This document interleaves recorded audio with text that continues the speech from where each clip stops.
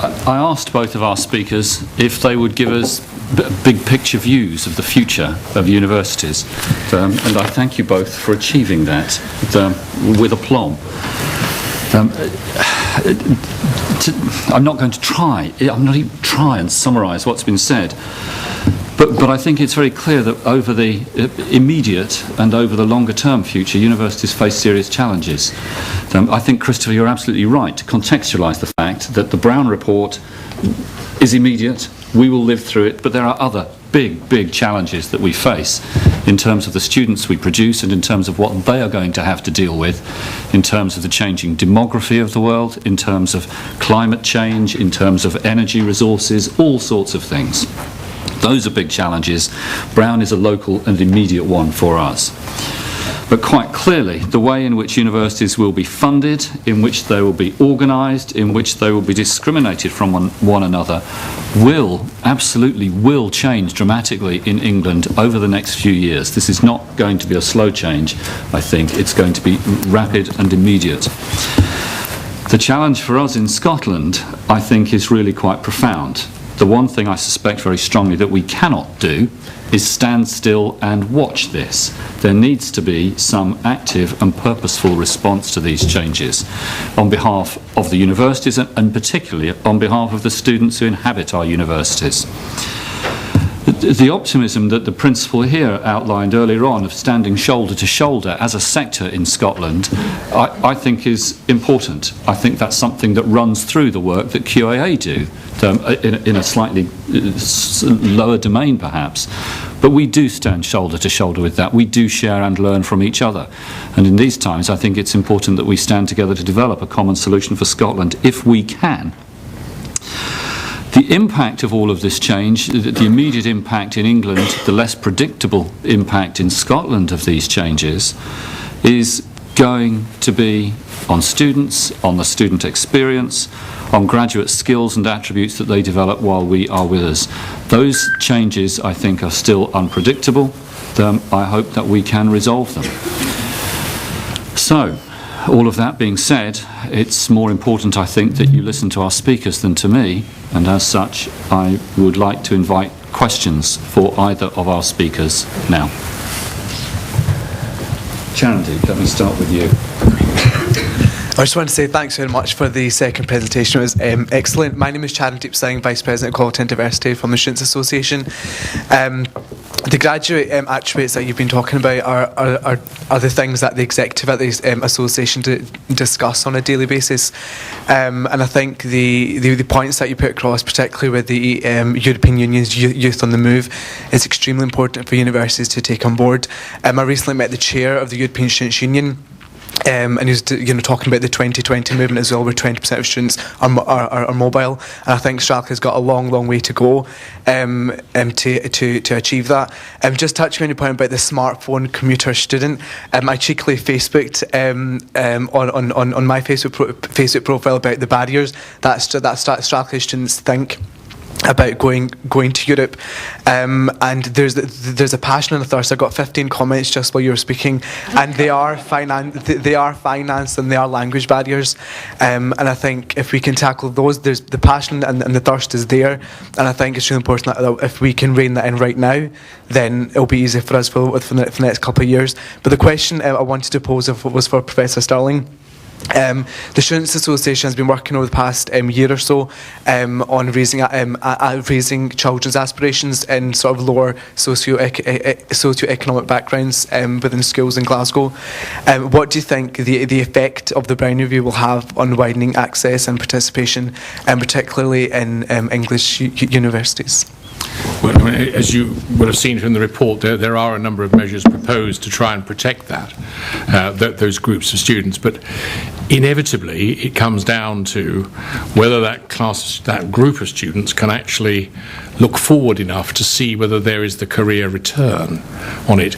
It's quite important to differentiate the student's background that they come from the student themselves as the learner and subsequently the contributor to the cost of that learning. Now, it was readily accepted in 2004 that it wasn't a totally free choice, if you like, for the student who was presented with that option because of their background and circumstances and aspirations. And, you know, when you look at the 2004 introduction, it hasn't actually had a marked detrimental effect on the mix of students. I mean, despite all the measures that were put in place to enhance it, it hasn't enhanced much either. So it's both positive and negative. This time around, could there be differences? Yes, I think there could be, but I think universities will actually be more in a better position to be able to support those groups of students coming forward than they were before. Because whilst the £3,000 was welcome and absolutely essential, as you heard me say, it wasn't an earth-shattering change in the resource available that would give you the independence that some American universities have to be able to support those groups of students. Whereas with more likely income coming available from this proposal, then they should be able to do better. And I'm sure universities themselves will be trying very hard to actually do that without any state pressure to do it. I'm sure they do now.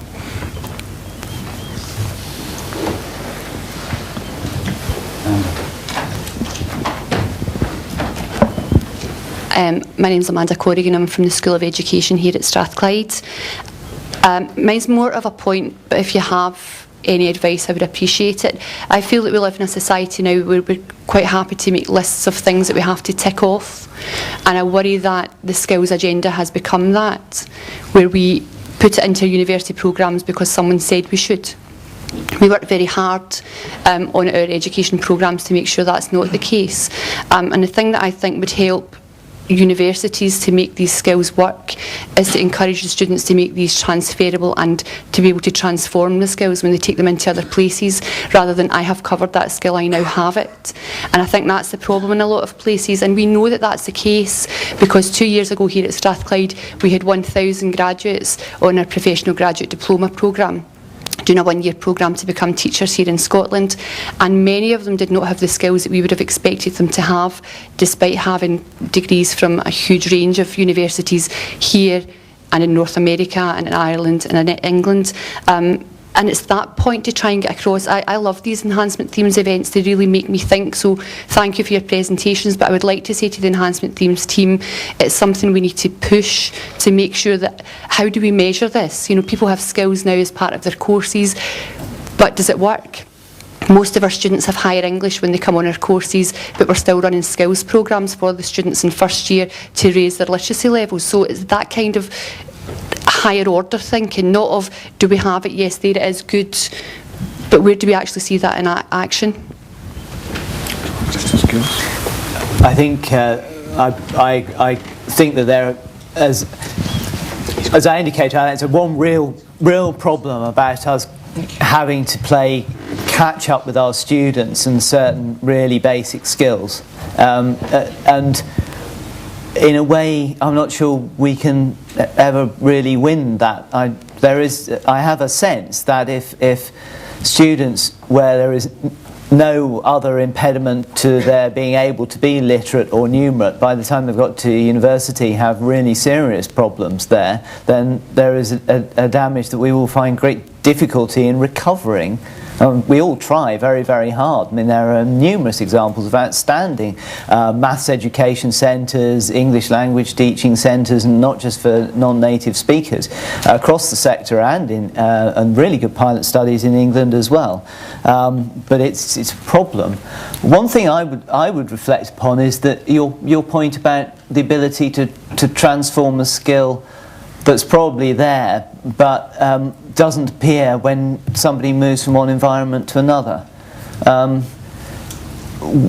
Years ago, we thought that when we all semesterised, we'd all end up the same semester, and students would bounce around, carrying their programmes through the sector, which seems to me not to have happened. On the whole, students are actually quite rooted in their institutions.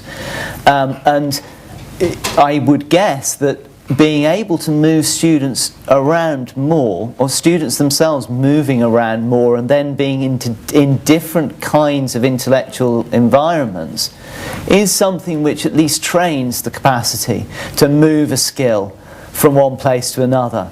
And that's often what I felt I saw when I was involved in teaching, that people did know things but they didn't realise they did, and they thought they had to start all over again when they moved from one place to another, and didn't realise that they could carry on and learn. I suppose that is an argument that would defend Nussbaum's claim, and indeed our own claim in Scottish education, that having a wider variety of subjects across the disciplines perhaps helps people. Nevertheless, there may be other ways that we should enhance this. There may be other people in here better equipped to answer than me, I suspect. But I do think that the variety of places and ways in which the skills, the intellectual skills one has, are challenged and brought out must be helpful to developing students. And I think I'd go back again to saying that we have to start from core academic skills, because from there other things follow.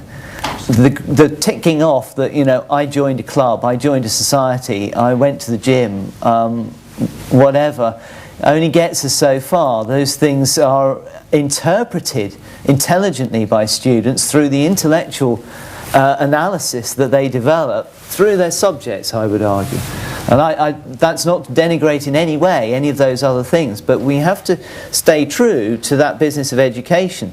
An education which is fundamentally fostered not just by academics, but by the whole university environment in which the students are situated, and can be distributed as well as highly residential.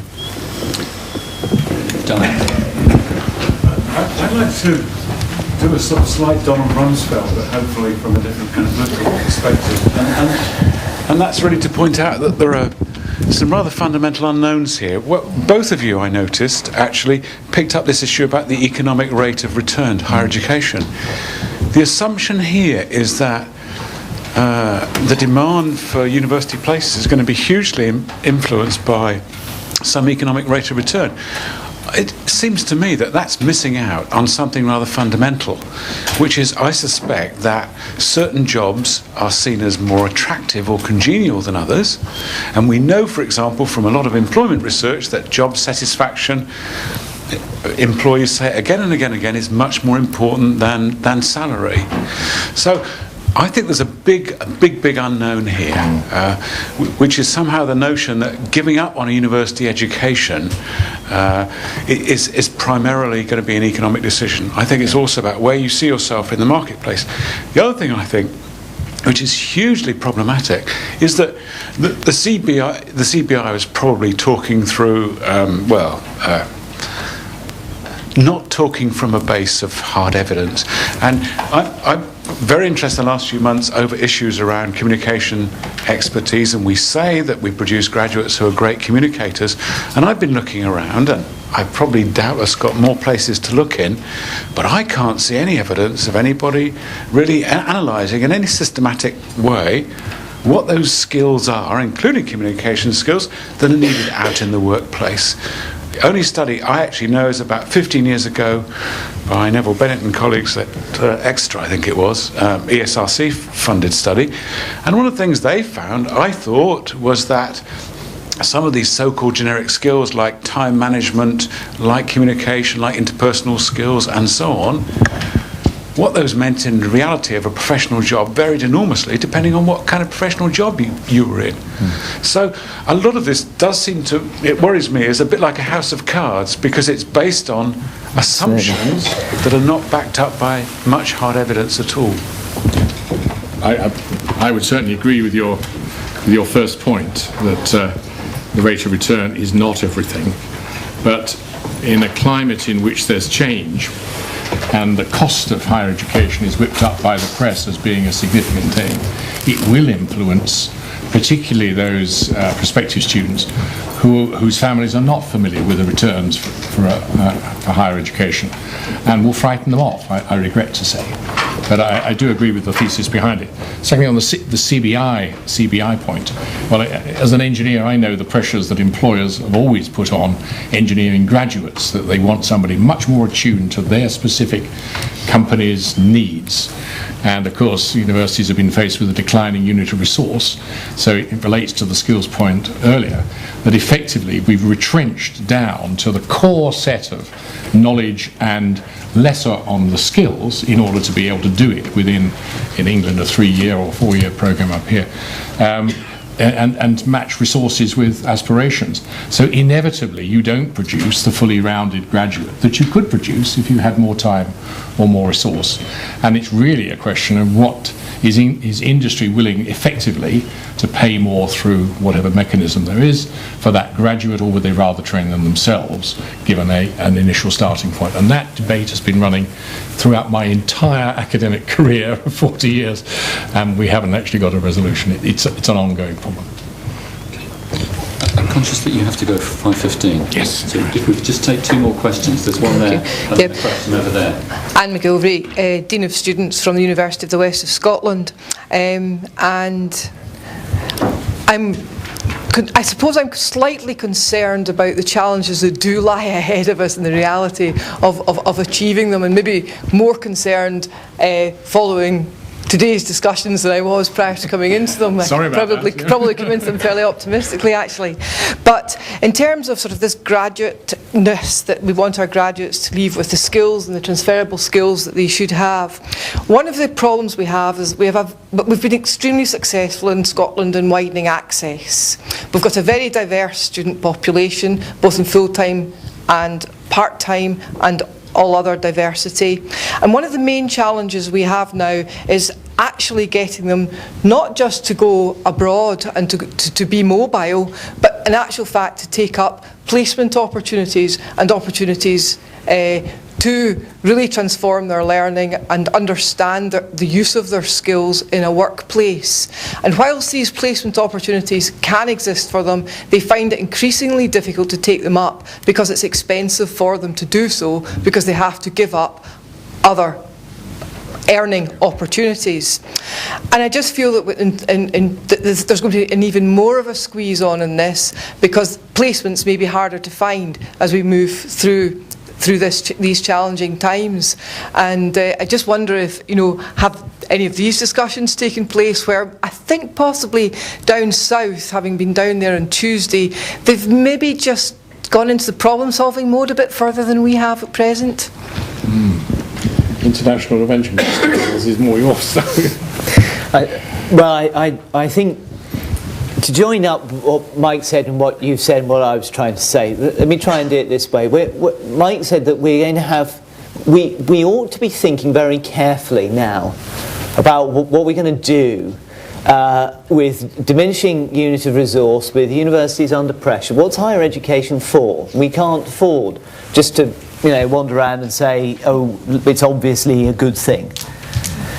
If there is any kind of argument that a highly educated workforce is a more productive workforce and a more satisfied workforce, and I think that there is enough evidence for that, and if it is the case that universities aren't going to be funded in such a way and are maybe not the right places to deliver all of those skills, then it seems to me to follow absolutely that we need to be having a very careful debate right now across both the education and all aspects of what we might call a business sector about what we're going to do about this. Because we could very easily take this theme, everybody's thought very hard about stuff, we could lose all of that by having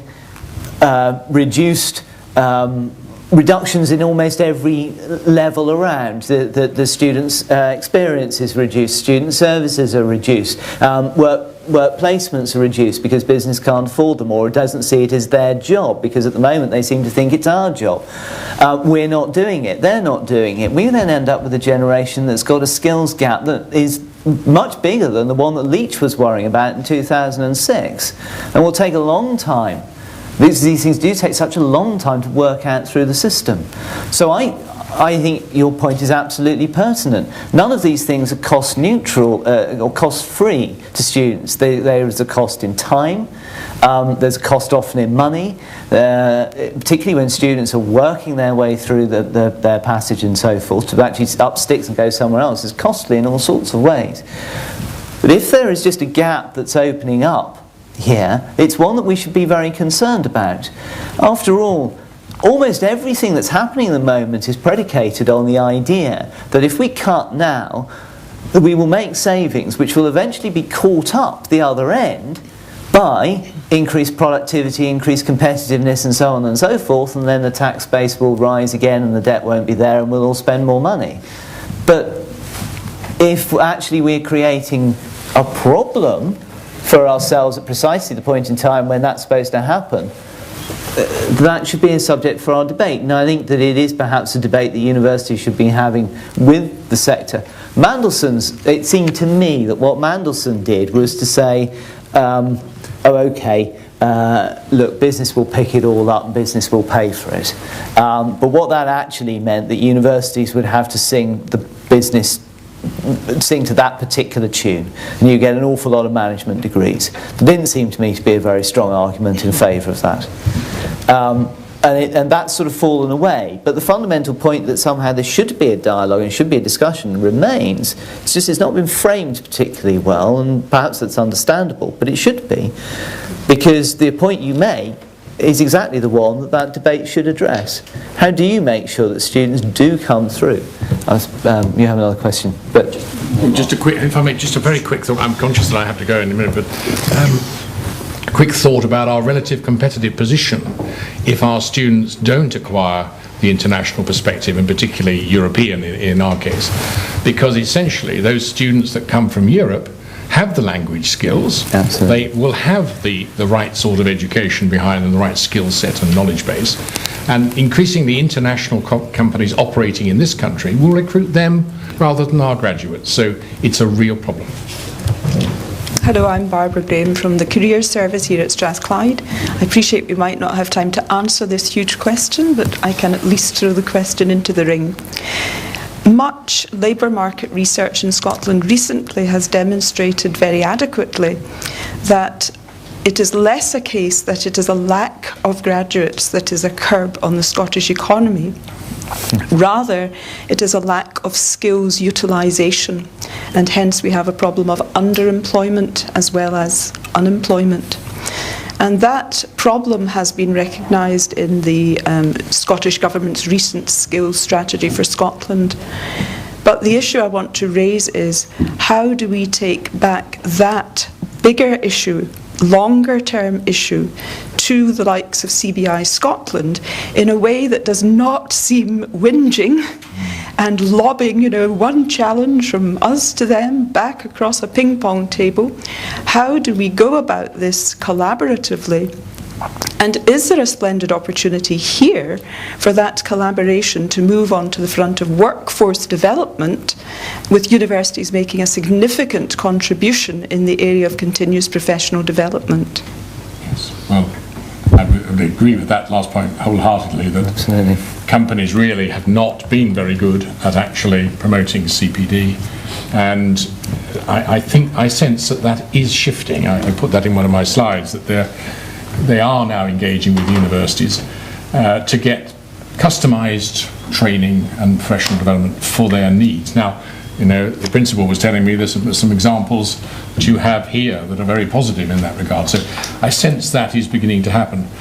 But we need a dialogue with organisations such as the CBI to make them understand what it is that one's trying to do in the university. It's not actually doing a specific training job so that somebody's oven ready when they leave to go into that company. You're trying to get graduates that are flexible for the inevitable changing graduate market and over time and over the graduate's career. And there's a lot of short-termism that actually comes into the statements that they tend to make. There's a shortage in this subject area. We cannot get enough electrical engineering graduates here, therefore universities are failing us. Well, they are entitled to their view about the balance between that, but actually we've also got to take a longer term view on behalf of the students that we're educating, because if we don't, then 10 years down the track when that technology is passé, they're out of a job. unless we put the basis in for them to be able to flex across into something else. Good. Thank you for all of your questions. Thank you for your attendance today. Most particularly, thank you to Michael and Christopher for providing such exhilarating and challenging talks for us. It's been a great pleasure to host you. What I can invite you to all now before you start applauding, because you can applaud this as well. We have a small wine and canapes reception for you. For those of you who have endured the whirlwind this afternoon, I hope that you will stay and enjoy that and engage in conversation with us. Thank you very much.